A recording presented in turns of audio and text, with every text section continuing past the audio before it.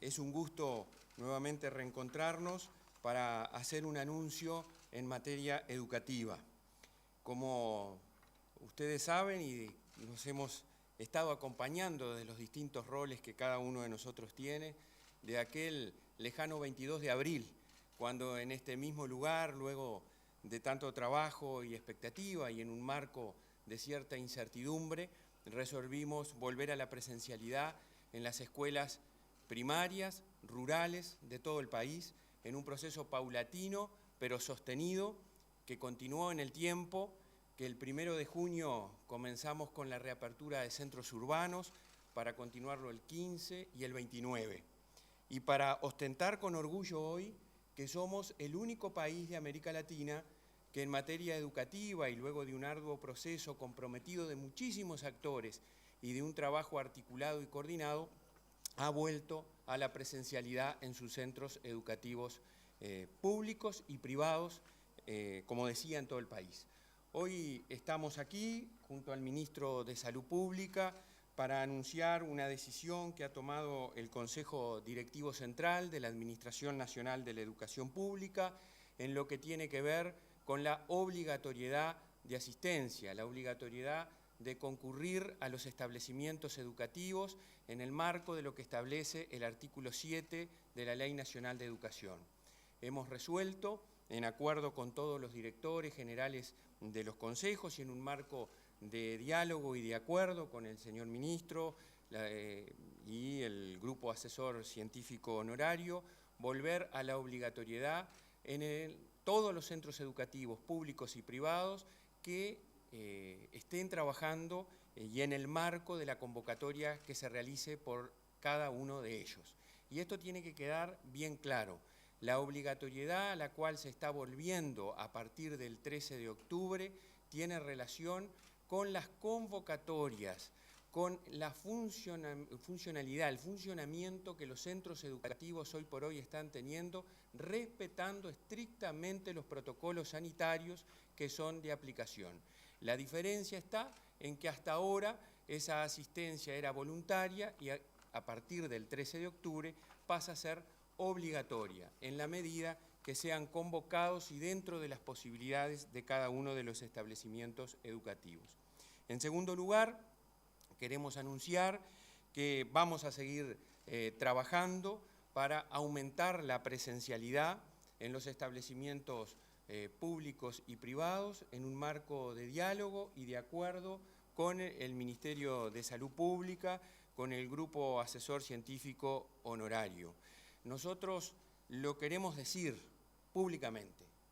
Nos congratula muchísimo que existan manifestaciones públicas de querer tener mayor presencialidad. Estamos juntos ante ese desafío. El atender y el que volvieran a los centros educativos nuestros niños, nuestros jóvenes, con foco en la vulnerabilidad, con foco en distintas cuestiones que fuimos teniendo en todo este proceso que, como decía, comenzó el 22 de abril, nos une a todos los que estamos en distintas actividades. Y por eso nos parece muy bueno en este momento estar anunciando la vuelta a la obligatoriedad con seguridad, como lo hemos hablado con el Ministerio, y también anunciar que vamos a seguir trabajando a futuro para volver a una mayor presencialidad en el marco de las condiciones sanitarias que sea necesario ir adoptando para que ello sea posible, y para ello es fundamental el trabajo articulado y coordinado con el Ministerio de Salud Pública y con el Grupo Asesor Científico, como lo hemos hecho hasta ahora y como lo seguiremos haciendo. En principio, eso es el anuncio que queríamos hacer. Ahora le damos paso entonces al señor Ministro de Salud Pública, Daniel Salinas. Buenas noches. Hemos estado trabajando permanentemente con el profesor Robert Silva. Tenemos comunicaciones semanalmente, 2 o 3 veces por semana, al igual que con el grupo asesor consultor honorario. Tenemos reuniones por vía Zoom permanentemente, comunicaciones telefónicas, por vía WhatsApp. Estamos en un ida y vuelta permanente manejando todos los temas que que hacen a la cuestión sanitaria y en este caso particular que nos convoca el tema de la educación. Entonces, en el tema de la educación se ha tomado esta iniciativa que acompañamos en el sentido de la búsqueda de una gestión del equilibrio entre lo sanitario de protección en cuanto a la infección por COVID y lo sanitario también en cuanto al desarrollo neurocognitivo de los jóvenes en los centros estudiantiles. Y en ese sentido es la importancia que tiene de seguir cuidándonos y por ello es que se ha apelado a esta asistencia obligatoria. Quiero destacar además ese trabajo permanente con el CODICEN y con el Grupo Asesor Científico Honorario, porque es un hecho que generan los insumos que junto con nuestros asesores, la directora de programas de infancia, analizamos profundamente esos documentos, e inclusive yo los leo personalmente también, y no tenemos ninguna duda del rumbo que estamos tomando. Uruguay se ha caracterizado, y voy a parafrasear al secretario de Presidencia cuando dice que damos pasos cortos y seguros, y añadiría con garantías. Acá lo que interesa es que cuando estemos dando este paso, estemos muy seguros y estemos dando también garantías a las familias y a los niños que asisten a los centros asistenciales. Por lo tanto, y en plena concordancia con los asesores, tanto del Ministerio como del Grupo GACH, frente a la eventualidad futura de que haya centros que no dispongan de las distancias que están establecidas por protocolos y que se deben mantener esas distancias. Cuando sea oportuno, se tendrán que manejar frente a menos distancias más medidas de protección. Y esa es la balanza que se tiene que jugar cuando sea el momento y que eso va a estar en una ida y vuelta permanente entre las autoridades de la educación, el Grupo Asesor Científico y el Ministerio de Salud Pública.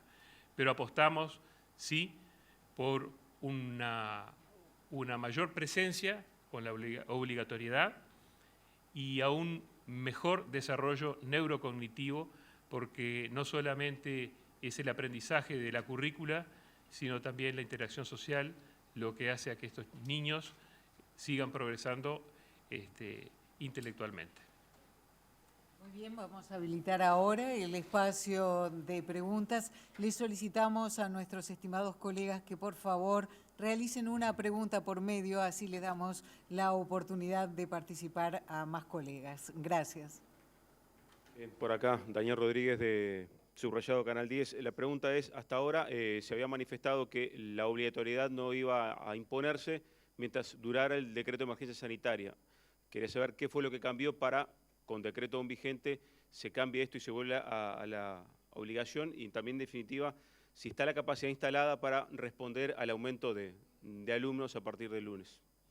Muy bien, nosotros hemos evaluado las circunstancias sanitarias del país, las circunstancias del respeto de las medidas de protección personal por parte de nuestros docentes, funcionarios y estudiantes, así como también el mantenimiento de la higiene de nuestros locales educativos. Que ello ha generado una cosa muy positiva hasta el día de hoy, que es que nosotros hemos tenido algunos alumnos que se han contagiado y algunos funcionarios, pero han contraído la enfermedad fuera del centro educativo. Entonces no se ha generado efectos dentro de los centros educativos. Y además una cuestión que es bien importante, que es la importancia de acudir a la búsqueda de nuestros estudiantes, de nuestros niños y de nuestros jóvenes, en particular en los contextos de mayor vulnerabilidad. Quiero destacar el trabajo sostenido que muchísimos funcionarios y docentes y las propias familias están haciendo para traerlos, pero creemos que con esta herramienta de la obligatoriedad tenemos una posibilidad más de que ello acontezca.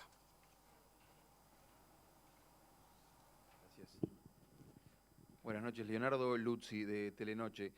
Yo quería preguntarles si ya tienen decidido las autoridades de la educación cómo van a hacer el tema de pasar los niños de curso, si hay un pasa a pasa, como se había dicho, sobre todo los de sexto a primero liceo, los de sexto liceo a primero de facultad, si de alguna forma se les va a dar, no sé si clases de apoyo o qué, porque seguramente el año no fue normal y no obtuvieron todos los conocimientos.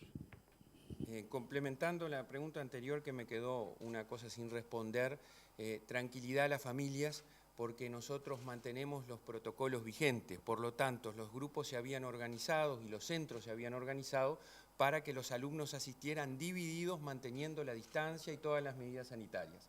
Así que la obligatoriedad está asociada a ello. Reitero para que todos nos entendamos y quede claro. La obligatoriedad está asociada a la convocatoria que el centro educativo realiza y esa convocatoria está asociada, a su vez, al respeto de los protocolos sanitarios.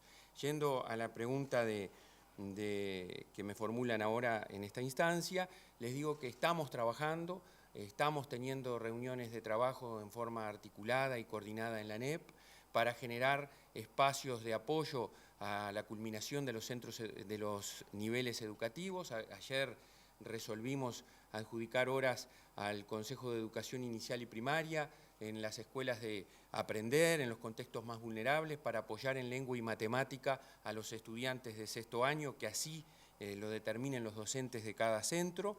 Y estamos trabajando en cómo vamos a culminar el año educativo en todos los niveles y las instancias de apoyo que vamos a realizar al finalizar este año 2020 en coincidencia y relación con el 2021, que también desde principios de año vamos a tener que desarrollar acompañamiento y apoyo. Natalia de Brun, de TV Ciudad. Silva, usted recién decía que los contagios no se habían dado dentro de los centros de estudios. Tomando eso y además también un estudio que hace poco presentó el Ministerio de Salud en cuanto a lo que han sido los contagios entre los menores de 15 años, una pregunta que ya le realicé en conferencia al ministro se la traslado, o sea, ¿cuál es el motivo por el cual no se ha comenzado con la presencialidad en los centros educativos, teniendo en cuenta esas dos razones, que los contagios no se dan dentro de los centros y que además los menores no son los que más se han contagiado en lo que ha sido toda esta pandemia? Tenemos la suerte, como lo dije, de estar con la presencialidad en todos nuestros centros educativos. En 1040 escuelas rurales, todos los días, todo el horario. En 300 escuelas de tiempo completo y tiempo extendido, hablo del ámbito público, todos los días, divididos los grupos, 3 horas y media, 4 horas cada grupo de estudiantes. La realidad nos lleva a que nosotros, valorando la presencialidad, coincidimos en que queremos más presencialidad, pero la presencialidad en cumplimiento estricto de los protocolos que los hemos elaborado en coordinación con el Ministerio y que establecen algunos requerimientos que, como el ministro decía, en las actuales circunstancias nosotros lo tenemos que seguir preservando. Pero nuestro norte es avanzar hacia una mayor presencialidad, cuidando estrictamente el aspecto sanitario. Y por eso esta articulación permanente, que ha sido clave del éxito como país que hemos tenido, siempre lo digo, el actuar coordinada y articuladamente, cada uno en el ámbito de su competencia, pero preservando el bien común que significa la salud integral y la educación de nuestros estudiantes. Las autoridades reciben las 2 últimas consultas. Buenas tardes para todos, Matías Garro de Radio Universal. Les quería consultar en ese diálogo continuo que dicen que mantienen ambos y también con los expertos asesores, consultarles si les han planteado alguna fecha determinada en la cual se pueda reflejar si, bueno, la marcha de la diversidad y las elecciones van finalmente a generar algún brote, teniendo en cuenta que quizás si en alguna fecha se eleva la cantidad de casos, quizás debamos tener una marcha atrás. Muchas gracias. No manejamos fechas, porque el país ha ido avanzando progresivamente a una mayor apertura y ha sido hasta el momento exitoso. El acto eleccionario fue ejemplar, pero no obstante ello, en todos los países donde hubo elecciones siempre hubo un repunte de casos. Y eso aquí ocurrió también. Es decir, que nosotros hoy por hoy tenemos más casos que los que teníamos antes. Pero así como hay una efervescencia, hemos vivido y controlado las defervescencias, es decir, luego de los ascensos vienen los descensos y el control. Estamos en pleno control de la situación, tenemos un equipo muy fuerte epidemiológico y reforzado que hace el seguimiento y tenemos absolutamente todos los datos de cada uno de los pacientes. De manera que No quiero pontificar sobre el asunto, solamente, ni extenderme, solamente decir que números son números y hechos son hechos. Determinados hechos ocurrieron y determinados números son los que resultan al final del día. No es un tema de que yo los vincule o los deje de vincular. Estos son los hechos y estos son los números. Pero no manejamos una fecha. Pero estamos acostumbrados a que no ser presa de los números y que no nos domine el temor por números. Hay que recordar tan solo que en momentos en que tenemos hasta el día de ayer 267 casos activos y que, como yo ya predije, vamos a aumentar esos casos activos porque yo lo vengo siguiendo día a día y en ese sentido, no digo que me he convertido en experto, pero por lo menos, más o menos logro predecir qué es lo que va a ocurrir en los siguientes 14, 15 días. Va a haber un incremento moderado, pero tan solo tenemos 1,2, 1,3% de pacientes CTI, que de última es lo que nos importa. ¿Cómo impacta eso en el sistema sanitario? ¿Cómo impacta eso en las camas CTI?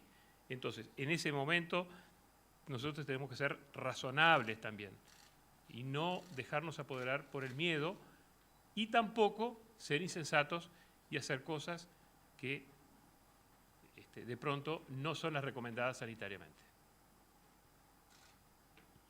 Buenas noches, Tomer Urbich del diario El País. Respecto al retorno de la obligatoriedad, ¿qué criterio se va a seguir con aquellos grupos de riesgo, por ejemplo, niños que sean parte del grupo de riesgo, o bien que tengan familia que sea grupo de riesgo del niño? Y en ese sentido, si las asignaciones familiares y aquellos elementos de políticas públicas que están atadas a la obligatoriedad van a empezar a implementarse a partir de ahora. Y lo otro que no me quedó muy claro, el ministro Salinas hablaba, haciendo referencia al GACH, de que en algún caso excepcional se podría flexibilizar la distancia si eso implica también el combo de las otras medidas preventivas. Codicen, ¿cómo lo va a llevar a la práctica eso? Dicho de otro modo, ¿en qué escuelas o en qué centros educativos se va a poder acortar esa distancia del 1,5 metros para ganarle tiempo a la presencialidad? Gracias. Sí, 3 en una. Sí, 3 en una. Yo empiezo por la última porque así ya quedo liberado. Después, Robert, sí. No, en referencia a esa balanza que yo te decía de gestión de equilibrio, digo, el primer punto, el 1.111, es lo que expresó Robert Silva. Se mantienen in totum los protocolos sanitarios y por eso es que son convocados los alumnos en las condiciones que cada centro determinó para asegurar el distanciamiento. Eso es un hecho. Lo que se va a pedir es que sea una concurrencia obligatoria, porque el hecho es que algunos centros, al ser no obligatoria, aún teniendo las distancias, tienen una concurrencia baja. Y ese es el problema que está enfocando en este momento el Codicen.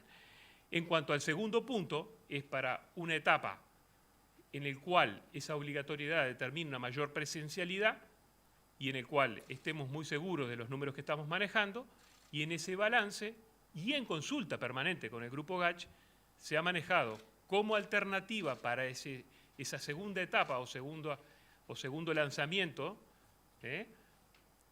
ese modelo que busca una equivalencia entre disminución de cercanía, que no lo desea el Grupo GACH en sí mismo, conceptualmente, pero si hay que llegar a ese punto, mayor ventilación y presencia de mascarillas en los alumnos, que serían las medidas que serían la contrabalanza de la mayor presencialidad. Muy bien, muchas gracias, ministro. No, al contrario, le agradezco. Y lo otro, la primera pregunta, la primera parte de la interrogante, también le agradezco porque nos habíamos olvidado y ya hemos tenido especial intercambio sobre ese tema. Obviamente que quedan exceptuados de la obligatoriedad los estudiantes que sean considerados población de riesgo. Eso está establecido en el protocolo que elaboramos en conjunto con el Ministerio de Salud Pública de aplicación para el reingreso de estudiantes en el anexo 1, páginas 11 y 12. Está claramente definido cuáles son las poblaciones de riesgo, lo sabemos en el sistema educativo, el Ministerio nos ha asesorado y obviamente actuaremos en consecuencia. Al volver la obligatoriedad, todas las contraprestaciones referidas a la obligatoriedad de la educación retoman plenamente, porque es de destacar que los centros educativos seguían marcando la asistencia de los estudiantes para cumplir con una de las condiciones que tenemos en materia sanitaria, que es saber exactamente los grupos que están presentes, quienes estuvieron contacto físico en cada jornada.